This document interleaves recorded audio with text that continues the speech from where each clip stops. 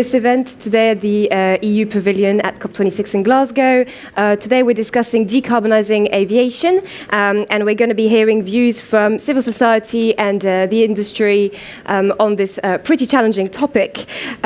Just a reminder that we've got questions coming through on Slido, so for people joining online, make sure you're on that. And we're also able to take questions from the audience. We're on a quite tight schedule, so I'll introduce Bernice Nootboom, who is a polo explorer, climate journalist, author, and a filmmaker, and she has produced a film called Sky Gods, The Price of Our Love of Flying, and I think you'll be showing extracts of the film right now. So Bernice, over to you. Thank you. Good morning, everybody. So I'm a filmmaker. I'm not an aviation insider, or I'm not representing industry. And we made this film. It was 3 years in the making and a long journey.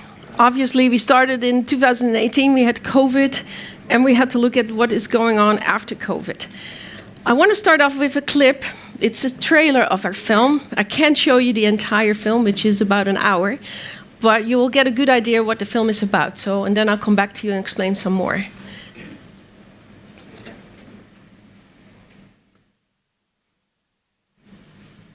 Do you miss flying? Sometimes. I had a friend who was getting married in the United States. I had to apologise and say, I can't make it. I've made this pledge. I'm not going to fly this year. Yeah, you see, for me that's very different. There is no other way to get from here to Canada than getting in a plane. And every single time I'm going over that ice cap and we're looking down and I'm seeing these glaciers, my very behavior now is contributing to melting of this ice.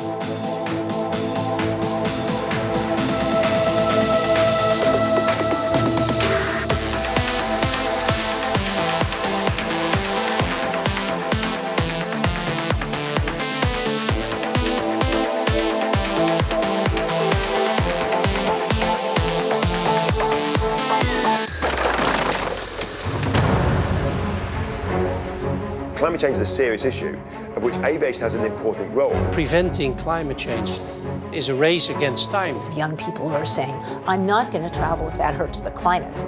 So there's a big problem, and I'm a big part of it, so what can I do? This is an emergency. Because of Greta, it makes me think about the future, how I'm gonna, think about flying.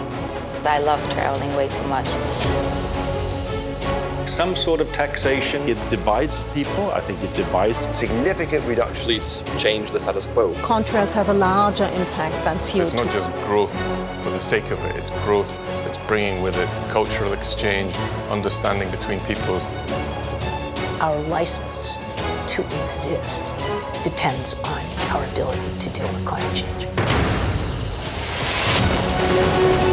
It's not the most efficient plan, but it's there and it's taking CO2 out of the air. But at the same time, it's important to plant these trees. And hydrogen is a very promising solution. We don't have till 2050. So this is our one shot to get it right. It is a dilemma. It was supposed to be something really nice. I have to rethink what I want to do in life. It's in our hands to use what happened in the past to change the world. Carbon is precious, carbon is useful. Don't throw it away, find a way to reuse it. We have to reimagine a world.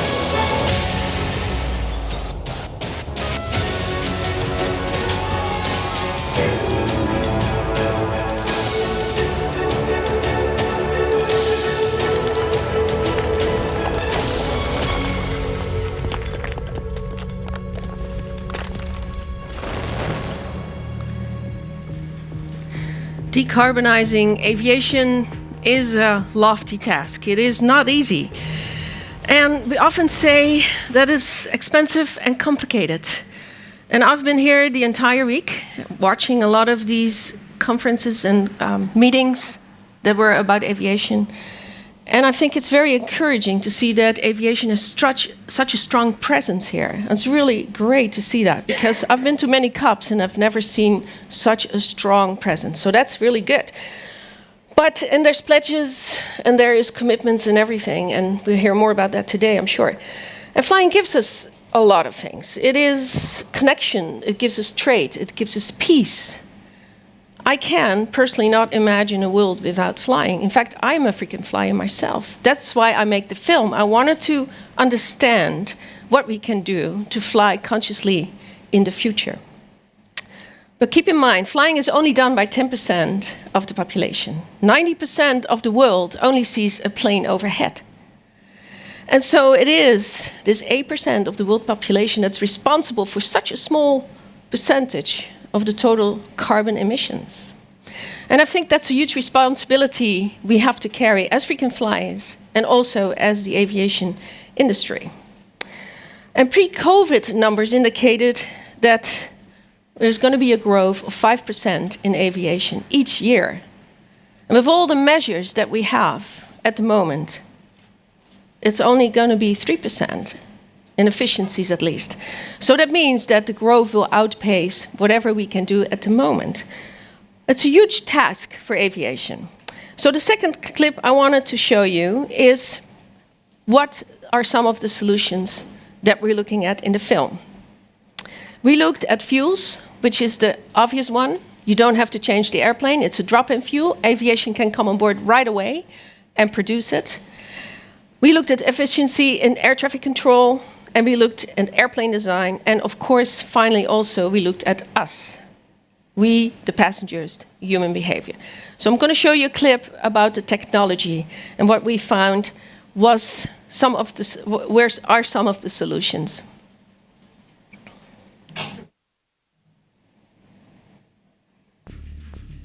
The nearby port of Amsterdam handles the main infrastructure for Schiphol's aviation fuel. Fuels come through the port and pumped through underground pipeline to the airport. Fourth largest port in Europe. So what we're looking at now is how can we use that existing infrastructure to provide alternative fuels. Eduard Visser, Director of Strategy and Innovation at the port, told me about the plans to move beyond biofuels into fully synthetic, sustainable fuels that can also be dropped into existing infrastructure and planes. And what we're looking at are basically two different options for the future. The first option is to develop jet fuel from a bio-based source. And why is that first? It's relatively easier to produce, and the costs are also lower than the alternative.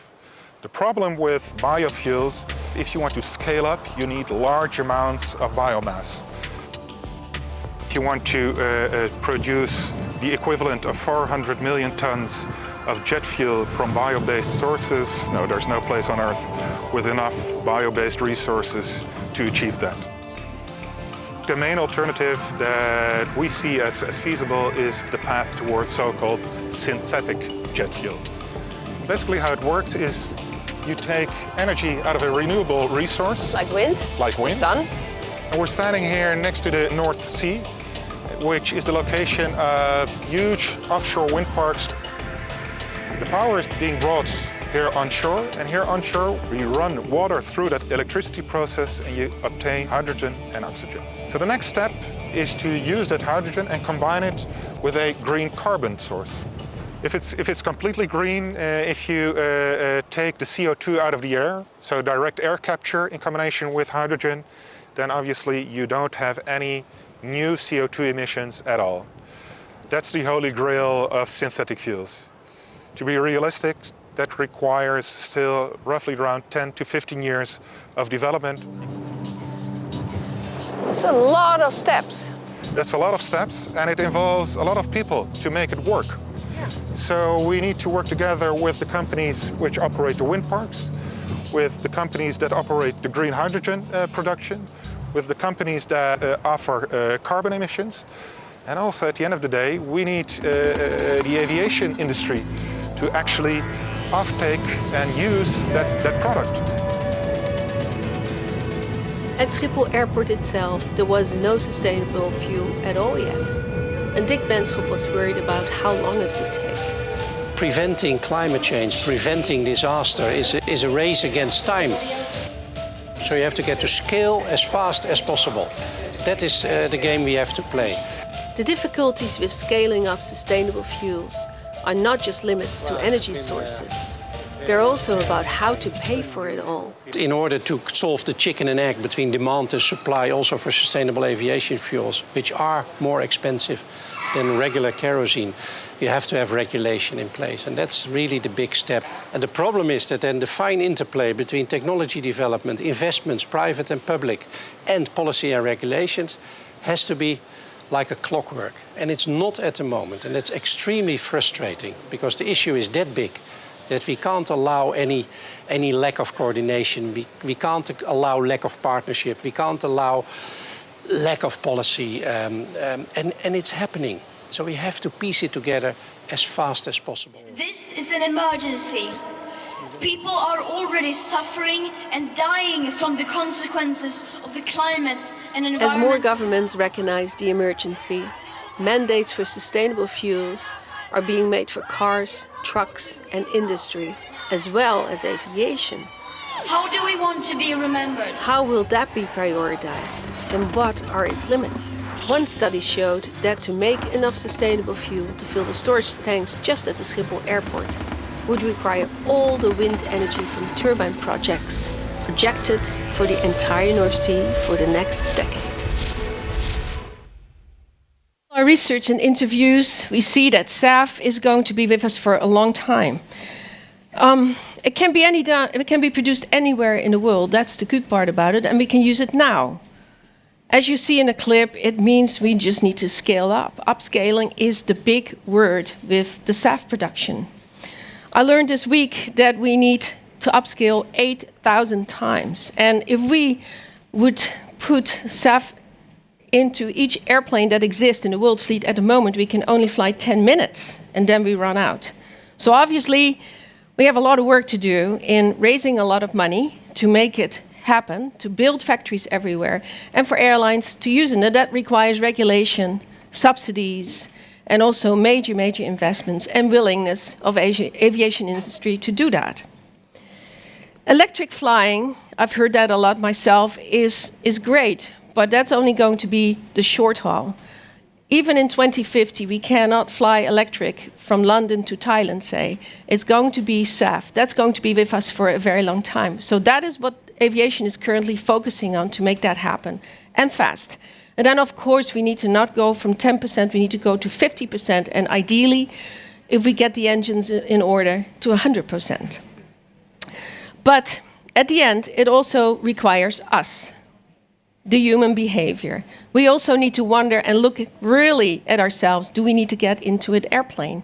Can we do it differently? And in Europe, of course, we can. We have options. We can take trains. We can take buses. We don't have to fly short distances.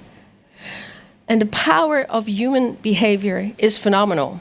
Just in Sweden alone, with the word fly shame, which you will see in the next clip, Sweden was able to reduce its amount of passengers by 9% a year, and therefore 9% less carbon emissions. It can be done. It can be done. The power of humans is phenomenal. And that is something aviation should really use as well. But I'll come back to that in my conclusion.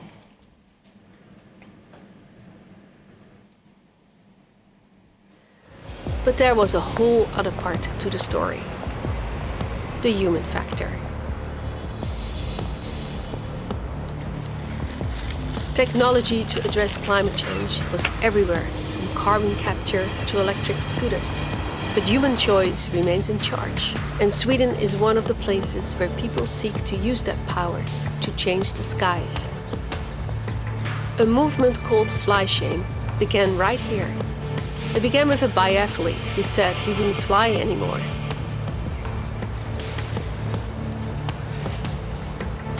Many people here have the same dilemma that I have, because Swedes love to travel. We have other words derived from flygskam that are also flying secret. Flying secret? Yeah, that you still do it, like you still fly, you still eat your ice cream even if you're on diet, but you don't want to like post it on Facebook or your Instagram or something. You just, because you can't stop with it. Anna Ellefson is a doctoral student doing research on sustainable consumption in aviation policy at the University of Chalmers. I talked to her at Stockholm's airport, where COVID-19 still ruled. If you want to be a role model or if you want to be a prominent person, you have to explain why you took a flight. Why you didn't take a closer destination or did your business trip in some other ways. And then you have the conflict very in front of you all the time. It's very close to the shame and the morality about emitting such huge amounts of carbon dioxide in a short time. Another idea was a way for flyers to reduce their carbon through planning. The acronym I came up with is Fly Like a Nerd, NERD. They should try to choose newer aircraft, which tend to have lower fuel burn than older aircraft. They should fly economy, because there are not only more seats in economy, but more of them are filled. So you can think of it sort of carpooling. I suggest people fly regular aircraft, not very small aircraft like regional jets or super jumbos, but your regular narrow body or small wide body aircraft. Finally, I advise people to fly direct whenever possible for lower emissions. And if you follow these 4 basic rules, you can reduce the CO2 emissions associated with your trip by somewhere between 20 and 40%. Flying behavior has certainly changed faster than technology. Even before COVID, less than 2 years after FlyShame started, Sweden's domestic air travel was down 9%, while it was rising elsewhere. But how do these changes begin and grow? I had a key question for Cardiff University psychologist Steve Westlake, who has given up flying himself and who studies the power of individual choice. If one person, like yourself, decide not to fly anymore, what kind of difference does that make? Can one person really make a difference? I mean, the airplane will go anyway. I think there are 2 answers to that, in that one person not getting on one flight or several flights won't make any difference in terms of carbon emissions. But where it can make a difference is the social influence. This is what I found from my research, is that the decision to not fly at all, for people who can, it sends quite a strong message. And that message does have an effect on other people. So it's almost so obvious that we don't see it. We kind of ignore it, that people are influenced by everyone around them all the time. The power of choice. I have seen it. I thought of COVID at Schiphol, the crowds, the silence. When we have to, we get it done.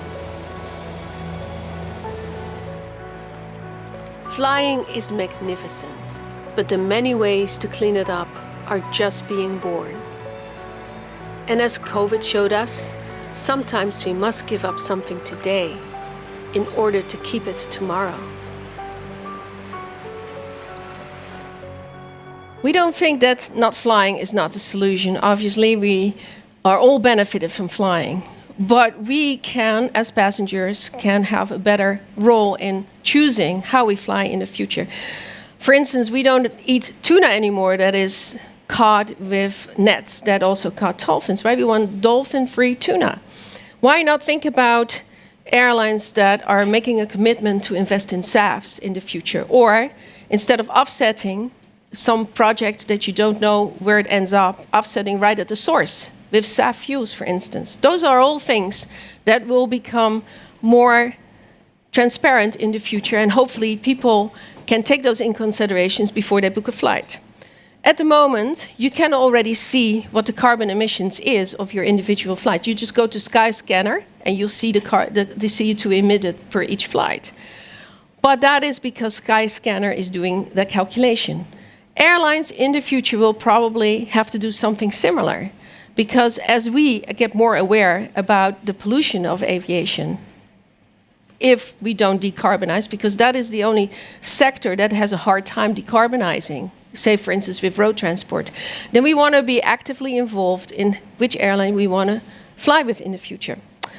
And in closing, aviation is emblematic for climate change. If we don't decarbonize aviation, then it will be the single sector that will take up a quarter of the carbon budget by 2050. So I'm really happy to see that aviation is stepping up to the plate and is coming up with really great proposals and measurements. And it is needed, because if we can't solve aviation, then I'm very doubtful we can solve climate change altogether. It is that big. I wish the industry a lot of luck. And I wish that in the next COP we'll have a really clear path, the way forward, and how we're going to do SAF production, so every single airplane can meet its challenge for 10%, 14, 15, 25, hopefully even 50%. We know it's a long way away, but it can be done if there's the right incentive and the right investments. Thank you very much. Thank you very much, Bernice. That was great, and a great introduction to the subject today. I should just say, because I, in the rush, forgot to introduce myself. So I'm Chloe Frand, and I'm a senior reporter at Climate Home News, and I've written quite a bit about efforts to decarbonise the aviation sector, particularly at ICAO, which is the UN body in charge of aviation. I'll just also remind everybody that you can ask questions on Slido, and I think we've got polls that are launching, so make sure you have a look at them and take part. Now to our next speaker, I'm going to introduce Andrew Murphy, who is the Aviation Director of the NGO Transport and Environment. And I believe Andrew is joining us remotely online. Hi, Andrew. Hi, good afternoon, Chloe. Hi, how are you doing? Good. Lovely to have you with us. So please take it away. Great, I think there's one slide to come up. That's there. Skip to the next one. Yeah, this one. So this is a pretty basic slide. It shows why aviation is attracting the attention it is, attention which sometimes the industry feels is unwarranted. It's because the aviation sector, and these are emissions here in Europe, over the last decades, its emissions are growing faster than other parts of the economy. And that emissions growth is undermining the work which is accelerating in other parts of the economy, such as buildings and road transport. I think for us to solve the problem, one of the persistent myths we'll have to beat back is the idea that aviation is a difficult sector to decarbonize. People look at this graph and they say, well, you know, of course, aviation emissions are growing, more people are flying, you know, the technologies don't exist. That's only part of the reason. Indeed, there are some challenges to decarbonizing aviation, but there are challenges to decarbonizing most parts of our economy.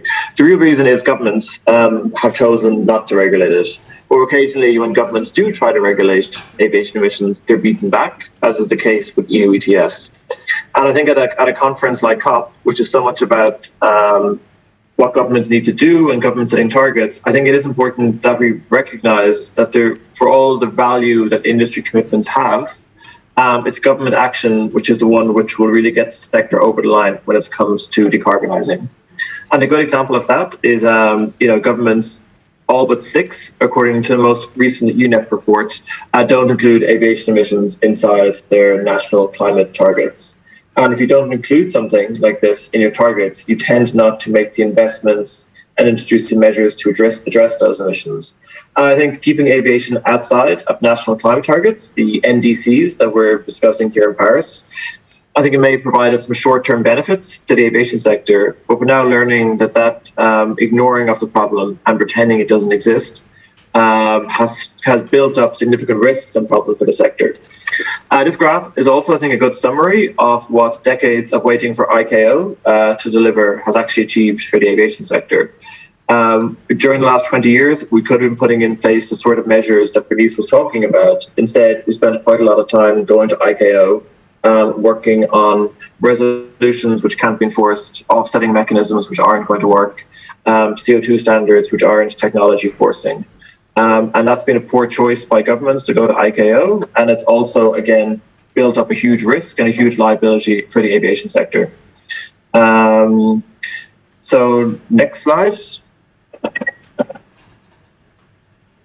So what is the mitigation solutions for the future? Bernice has outlined some of them very well. We would agree that a lot of them, the most promising is probably fuels. But any technology for any sector takes 10 plus years to scale up in any meaningful level. And that's true for aviation. And the acceleration we're seeing of emission reductions in road transport, that's because of decisions which were made 10, 12 years ago. So, we're confident that if governments take the right steps now, in 10 plus years, you can expect these fuels to accelerate. But the problem is we don't have 10 years. The science is quite stark. In the next 10 years, we need to halve our emissions. And so without technology available today, the most effective way to reduce emissions from aviation is to fly less. And we've all learned from COVID that it is possible to fly less. In some cases, that causes hardship for people to not be able to see their families. But in many cases, people are able to continue doing business. And I'm a good example of that speaking today. Thankfully, the technology worked. There were no hiccups, but here I am able to present without having to incur the carbon penalties of flying. So our call in Europe is for large corporate flyers to continue that reduced flying post-COVID, for governments to recognize this and postpone airport expansion, and for airlines to reconsider some of the fleet expansion. But just because corporate flying is such a good way to reduce emissions now, doesn't mean it's the ultimate solution for what I think is a shared objective for many or all of us, which is a decarbonised aviation sector. And a decarbonised aviation sector is possible in the medium to long run. It requires governments to take action. It requires governments to include all of their aviation emissions, not just domestic, not just short haul, as much attention that attracts, but long haul as well. We've seen transatlantic travel reopen in a more substantial way this week, and those flights were booked out. So we need governments to take action around fuels, and we need to put in place measures now which can deliver those emission reductions in 10 years. It's good to see discussions like this today, detailing the solutions, detailing what needs to happen, being very honest about the risks facing the sector. And I look forward to the rest of the discussion today. Thank you. Thank you, Andrew. Thanks for those remarks. I'll now turn to Sarah, who's with us in the room. Sarah Colin is the Director of the Climate and Sustainability Programme at ODI, so the Overseas Development Institute. And I think you're presenting a tool today, so take it away. Thanks, Chloe.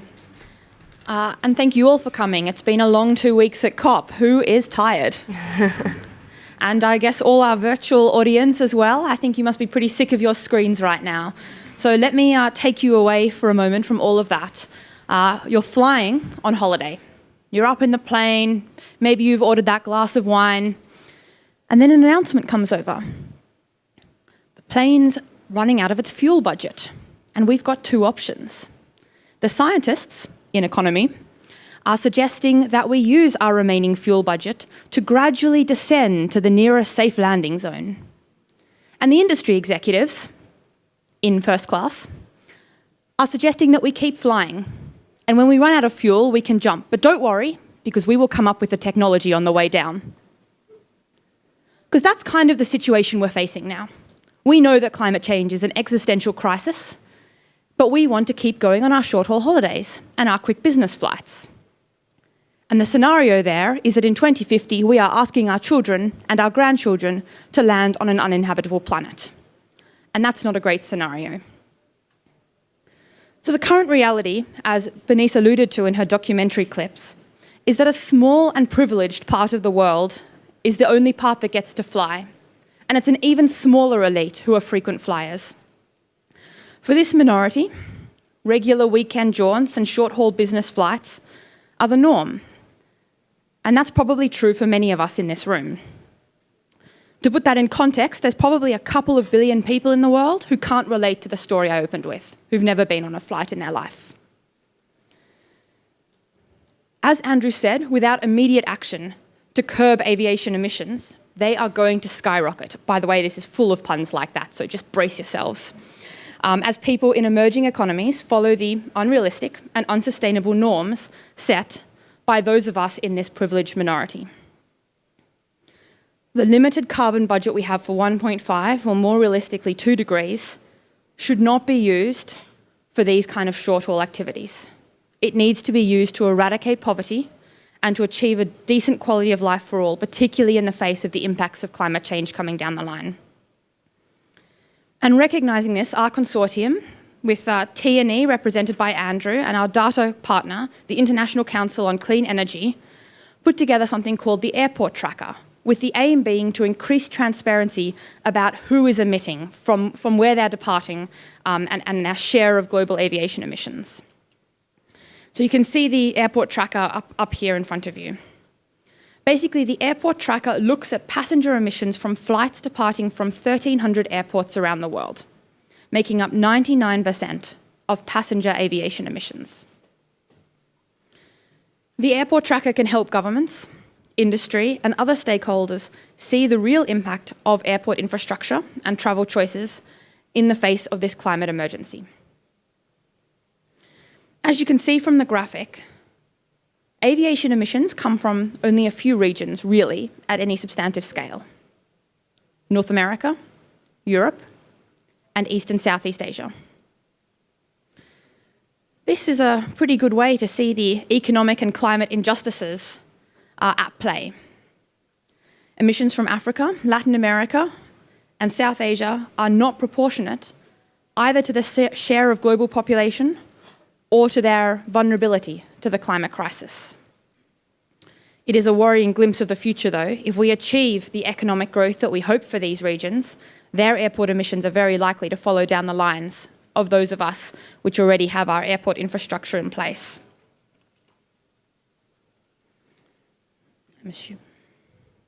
So a few of the specific findings. Firstly, just 20 airports are responsible for a quarter of emissions from air passenger transport. Does anyone want to have a guess at some of the top 10? Just yell. Yes. Number 4. JFK. Heathrow. Number 2. Dubai, number 1. Very good. Oh, that was in the next 10, but not in the top 10, I'm afraid. Beijing, yes. What was that one? No, but I am surprised now that you say that. Singapore, yes, number 8. So we've got Dubai, London Heathrow, LA, New York, Paris, Beijing, Hong Kong, Singapore, Frankfurt, and Seoul. Pretty much the regions you can see up here. So 44 airports, each accounts for more carbon dioxide emissions in a year than the average coal-fired power plant. This COP is seeking to consign coal to history. Worth thinking about whether those airports are going to be next. 2/3 of all air passenger CO2 emissions are created by just 100 of the 1,300 airports we looked at, and 86 of those 100 are based in these 3 regions. Only one of the top 100 polluting airports is based in Africa. Anyone, any guesses? Yeah. So the other point I want to make about this is that I appreciate that this is personal. Those of you who are appreciating my nasal accent will be able to pick that I'm from the other side of the world, from Australia, and I haven't been able to go home for 2 years. And I am desperate to jump on a long-haul flight and see my family. So I appreciate that we're talking about some really hard choices here. But the point we want to make is that a lot of these airports that I just mentioned are actually short-haul flights. We have people changing over in Paris and in Frankfurt where they could be jumping by rail. So I guess just to conclude there, we are going to hear, and we have heard over recent years, lots of technological promises from the industry. But for the most part, these are not proven solutions, especially at scale. They are asking us to risk an uninhabitable planet, to jump out of a plane instead of descending to a safe landing zone in the face of this existential threat, in the hope that the relatively small proportion of their profits devoted to R&D will save us by 2050. The only proven solution, as Andrew's fantastic graphic at the end there laid out, is curbing flying, particularly those short-haul flights. Firstly, this is about our individual choices, and secondly, it's about infrastructure investment. We need to campaign and push against airport expansion in the regions of the world where aviation emissions are really concentrated and ultimately close those airports down or reduce their size. I have a few examples of good practice, but I'm also seeing a 5-minute hand flashing at me, so I'm going to pass back to you, Chloe. Thanks so much. Well, thank you, Sarah. Thank you so much for that tool. That's a kind of really interesting visual, and I saw lots of you taking pictures of it, so I'm sure it's available online as well. You can go and check it out. Just in the interest of time, I was just wondering if anybody has a question from the audience that they wanted to put to Sarah and Andrew. If not, I will. Yes, the lady in the grey jumper at the back, please. Hi, thanks. I'm Leah Dundon from Vanderbilt University in Nashville, Tennessee in the U.S. And I saw a recent Oxfam report before I came here that just a handful of developed countries spent about $15 trillion in less than 2 years on COVID. And it just struck me that is there anyone that's calculated, what is the number the industry needs to immediately, over a year or 2 years or 5 years, scale this up at the scale that you guys are talking about and the speed? Because the cost the technology, it seems like, is there. Everything we've just heard today is really about speed and money. And so I'm just curious if anyone has crunched those numbers and said, this is what we need. Thanks, yeah. Andrew, Sarah, anybody want to take it? Andrew, I don't know if you're still with us, but is this just about speed? Andrew, you want to go first? Go inside, I didn't catch that. The question was about scale of investment needed to get these technologies over the line. More money helps. It always does in deploying new technology. But if you look, for example, at the most promising fuel of e-fuels, it takes a long time to scale up renewable electricity and refining capacity. Money will help, but there's other competing needs for that renewable electricity. So certainly we need much more investment. And we need to also redirect investment from the aviation sector, because in the last decade, I think it's been close to, or the next 20 years, is planned to spend $3 trillion on new aircraft, but that's the traditional jet engines. We need to direct some of that investment away from spending it just on jet aircraft without mitigation options and directing it more towards either new aircraft, zero-emission aircraft, or through zero-emission fuels. Sarah, do you want to add anything to that? I don't know off the top of my head. I'll look into it. I would add a second question about who ends up paying for that, and is it going to be the public? And I would just... Oh, yeah, sorry. Sorry, it's Jonathan Council from International Airlines Group. So I can share some of the latest analysis that we've seen. So to enable net zero emissions by 2050, we're looking at about $10 trillion to achieve that. So that's between now and 2050. The sustainable aviation fuels component of that is about $1 trillion. So to get to the sort of at least 50% by 2050. But I guess more importantly, to get to the 10% of sustainable aviation fuels by 2030, we're looking at about $250 billion. Okay, well, thank you so much for those numbers. We're going to move on because we're running out of time. So thank you so much, Sarah. Thank you so much, Andrew, joining us remotely. And to our audience online, there, I believe, is another poll opening up, and you can put your questions into Slido. Now, with us here, thank you. Right. With us here in the room, we have Johann Lundgren, who is the CEO of EasyJet, and he is also the chairman of Airlines for Europe, which is Europe's largest airline association. The organizers just wanted me to remind everybody that Johann is here today in his capacity as chairman for Airlines for Europe, and so will not be answering questions about EasyJet's specific decarbonisation plan. But Johann, over to you. Thank you very much for that, and very happy to be representing also the executives in the first class. Now, for those of you who have traveled EasyJet, you know that it doesn't exist. It's one of the most and the best choices you can make when you fly on airline, because we do have high degrees of load factors on modern airplanes. Now, I wasn't supposed to talk about EasyJet, but I just did, I guess. Feel free. Anyway, listen, great to see you all here, and thanks everybody for joining in also on the live stream as well. I'm going to see how I'm going to do this. This is just to push this button. I'm going to get to this slide. So, Europe's airlines have ambitious targets to ensure that we reach net zero CO2 emissions by 2050 for all flights within and departing Europe.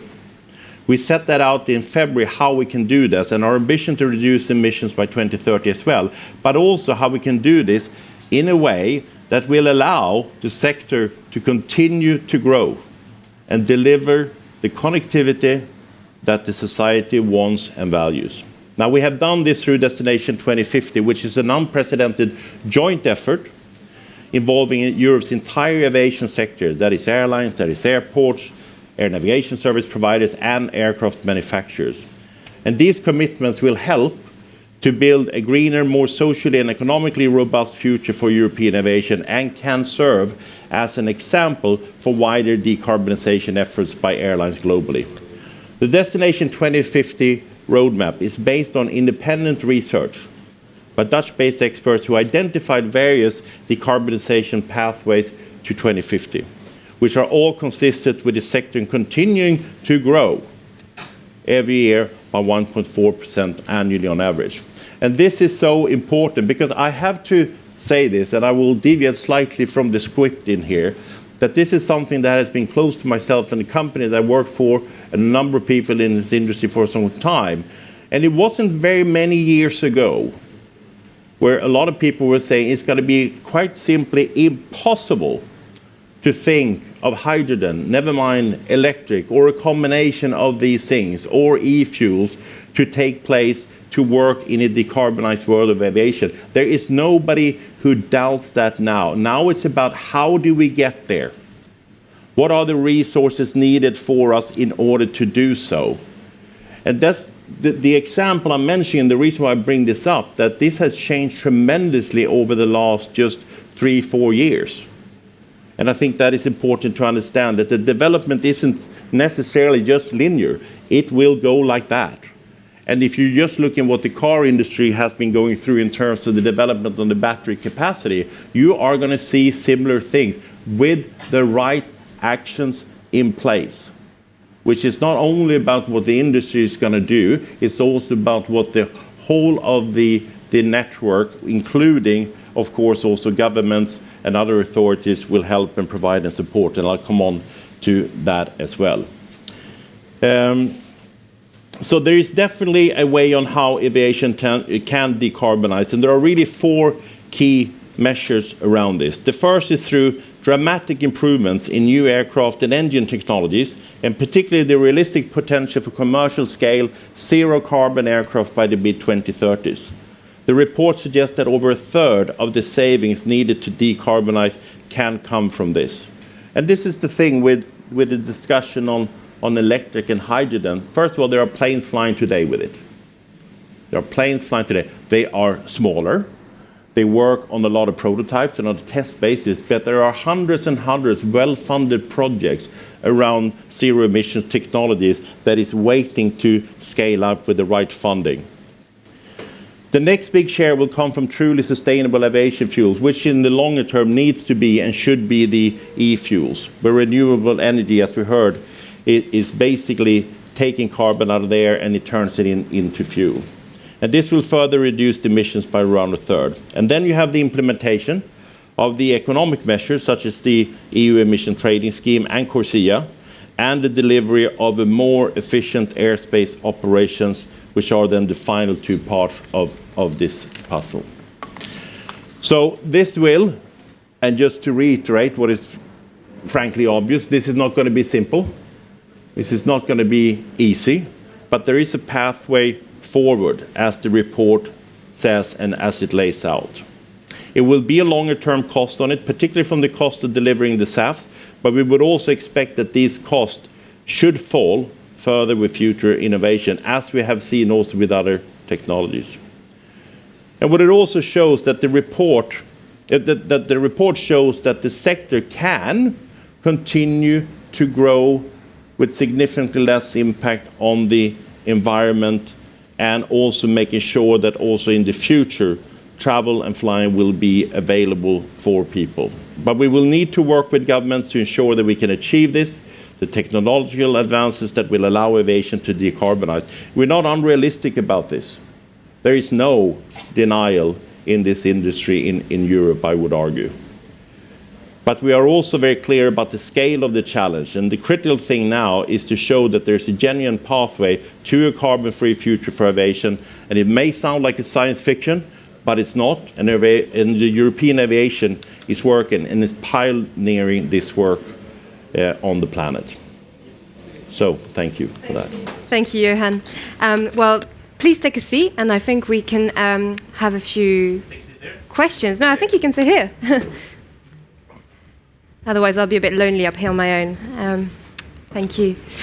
So I think we've heard two quite radically different views about how to decarbonize aviation. Maybe that's an understatement, but I'm going to have to put this to you. What about reducing flying? What about flying less? Your presentation was saying, we can do this and achieve this, and we can actually increase the number of people who get into planes and grow the sector. Campaigners and Sarah Andrew have made the case that actually, we don't have the time to do this, and the solution is to fly less, and particularly fly less short haul. So what's your response to that? Many responses to that. First of all, I come from Sweden, as you know. I'm very well familiar with the country. I think you're going to see they're going to have a record summer now as the restrictions is coming out, because they can't wait to get away on their holiday. Now, the issue is it is complicated, because of course, there is also something, even in the Destination 2050 roadmap, you see there are economic measures in there in place that will have an impact on the demand. But you see, it is the wrong focus, because the focus what happens is the following, that if you're increasing the cost of flying, you're going to have people that are less privileged, less wealthy, that's going to be the one who will not be able to fly.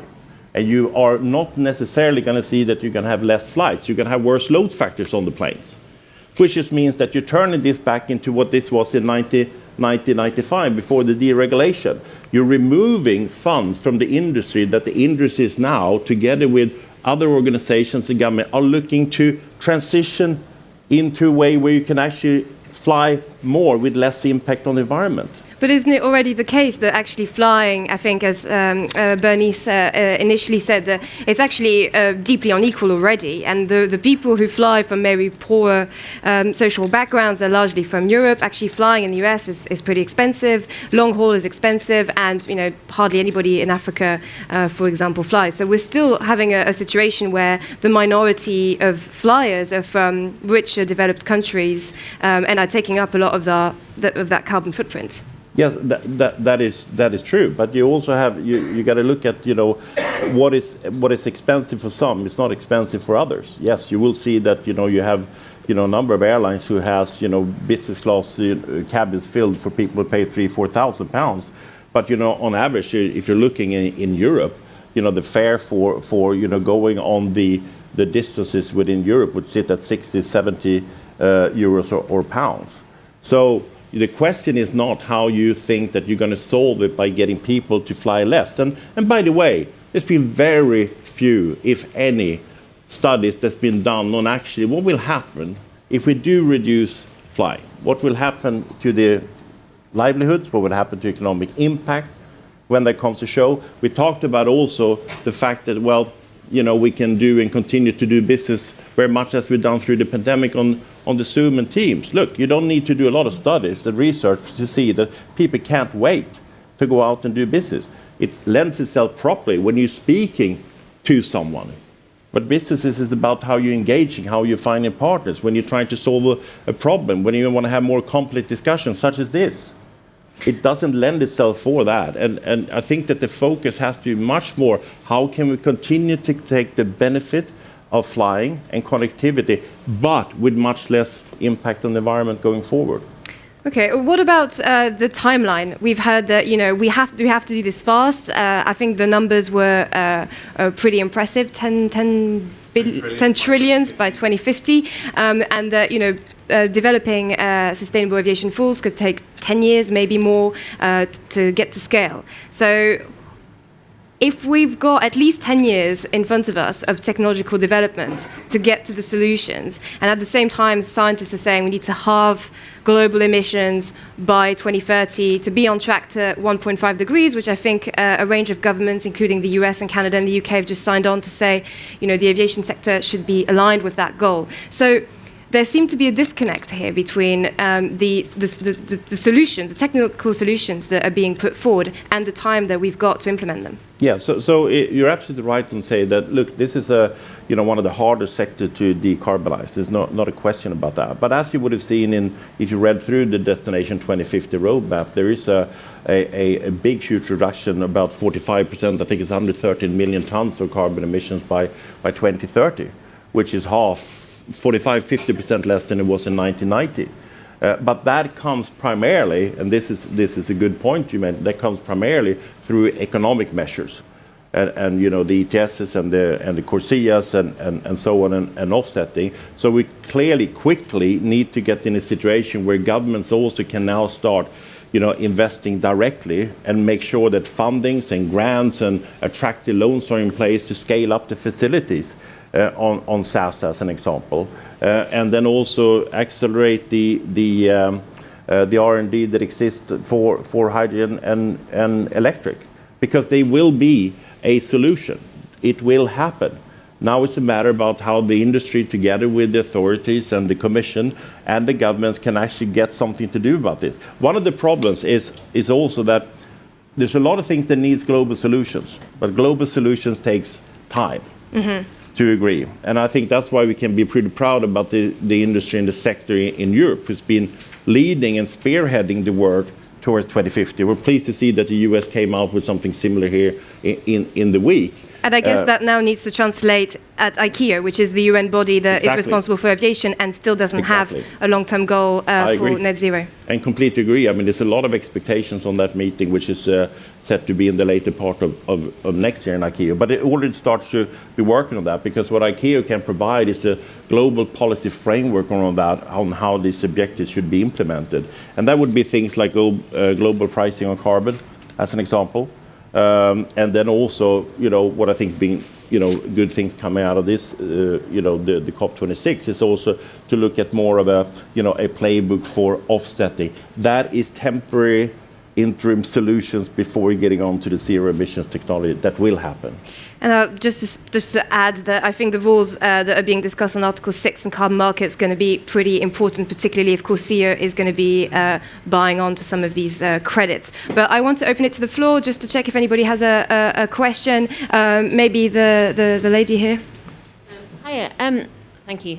I just wanted to ask about, having looked at that graph, how offsetting fits into that, and what proportion of the industry getting to net zero, what proportion of that is going to come from offsetting? Okay. And when you think about that in combination with all the other companies and governments that are making these commitments to net zero, and we all know that net is quite important in net zero, where's all the land going to come from? Yeah. Okay. Interesting question. Yeah. So I think at Destination 2050, I think at the end of it, it's looking like 6%, it's something like 5-6% that is offsetting on that. But I would completely agree with the fact, I mean, you and I have to speak for EasyJet now because it's an example. We offset 100% of all the carbon emissions that we're doing, that we're flying. We're the only European airline who does that. We're using VCS, we're using the gold standard, the same standard that is being eligible and a lot of governments are using as well. There's not a single country, there's not a single organization that is looking at net zero by 2050 who doesn't have a part of it being offsetting. It's not a perfect solution, but it's one of the technologies that is available. I would love to take that investment in going into something that has to do with sustainable aviation fuels, as an example. So that's why we need to find those projects. But you want to scale that down as much as possible to get onto true emission zero technologies. And you said there was 5-6% by 2050? I think that's, yeah. And by 2030, I mean, does the share basically decrease over time? It decreases over the time. But I mean, the CORSIA is basically an offsetting program. ETS is not. That's a cap and trade scheme. Yep. But I do think that if you're looking at the technologies that are available today, and that's how we were reasoning about this at EasyJet, what can we do today?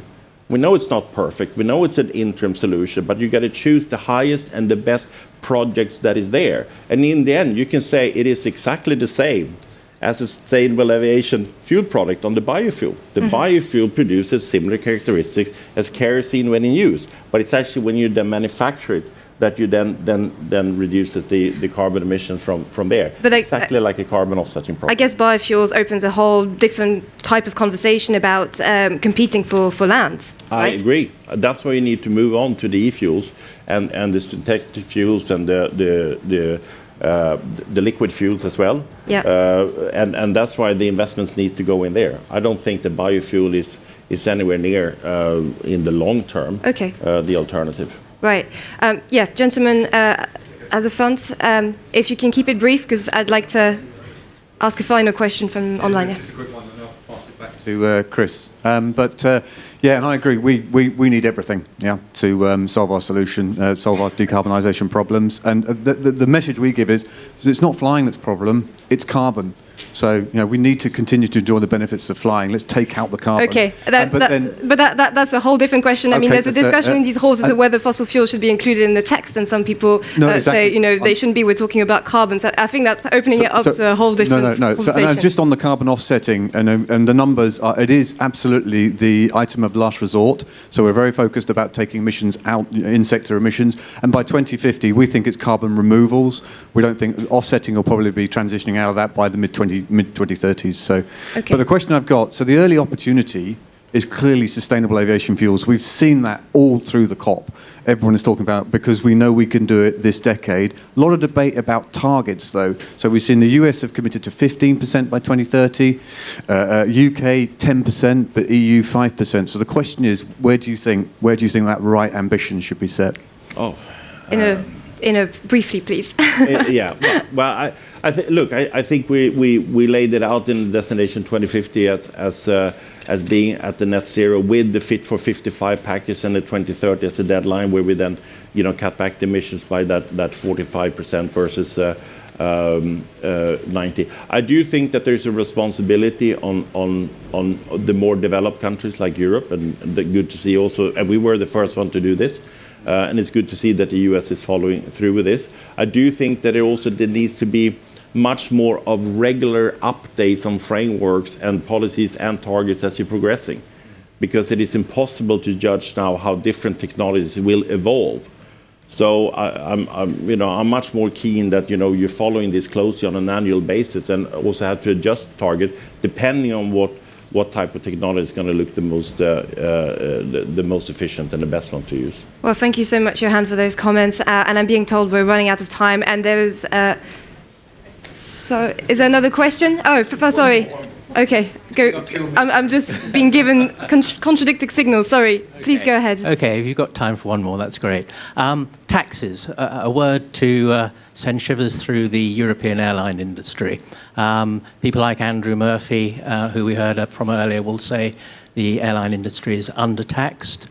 We've got EU states now talking about implementing kerosene taxes, all to presumably make sure that aviation pays its due way and wean their way off fossil fuels. What are the arguments? Do you see any good arguments for taxing aviation? I'll pass on the whole thing whether we're undertaxed or not, given the fact that EasyJet paid 650 million euros of ticket taxes here for 2019, and we pay for infrastructure. The point is to say taxes is proven to be the least effective way if you're looking at decarbonization. If you're on a flight and you're slapping on a tax, it doesn't make the flight more sustainable, particularly when the funds and the income is not ring-fenced to go into something that actually will decarbonize aviation at all. So that is feeding the notion that let's make this elitistic again, let's make it more expensive, so privileged people who are wealthy can afford to pay this, and other people cannot. So I'm very concerned about the taxes that's been introduced in the name of sustainability, where actually many times zero goes into trying to decarbonize. Right, well, I'm afraid we're going to leave it there. Clearly some very, very contradictory views between the industry and civil society, and I'm sure you'll be able to follow the conversation through. Thank you so much for joining us today, and thanks for our audience online. Thank you.